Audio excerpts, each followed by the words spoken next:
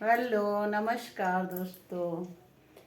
एक आश्रम में आश्रमवासी एक शिष्य एक दिन गुरुदेव के पास गया। जाके बोला, गुरुदेव, लोग इतनी धर्म आलोचना करते हैं, उपासना करते हैं, प्रवचन सुनते हैं, धार्मिक अनुष्ठान करते हैं, परंतु उनके आचरण में कोई ठोस परिवर्तन क्यों नहीं होता है। तो गुरुदेव थोड़ी देर आंख बंद करके बैठे, फिर बोले, ठीक है, एक घड़ा मदिरा ले आओ। गुरु की बात सुन के शिष्य तो बिल्कुल हक्का बक्का हो गया। बोले, ये क्या बात हो गई। फिर बोला, क्या कह रहा है गुरुदेव। कह रहे, ओ नमः कर जाके एक मदिरा का घट ले आओ।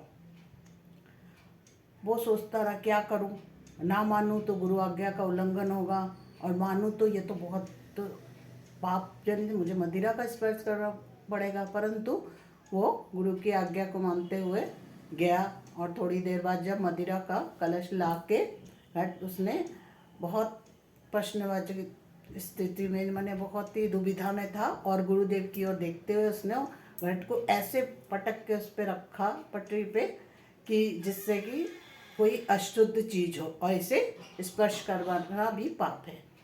तब गुरुजी बोले, अब सारे शिष्यों को बुलाया और बोला, सारे आइए, यहाँ आओ, और इस कलश में से एक एक चुल्लू मदिरा लेके इसका कुल्ला करो।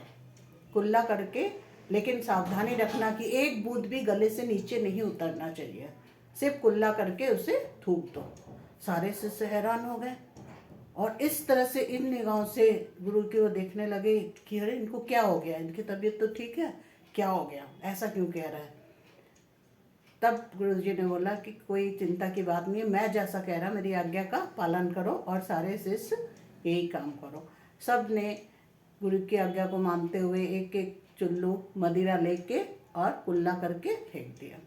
फिर गुरुजी ने एक एक को बुला के पूछा, अब बताओ कैसा रहा, नशा हुआ, और बढ़िया नशा चढ़ा, ठीक लगा।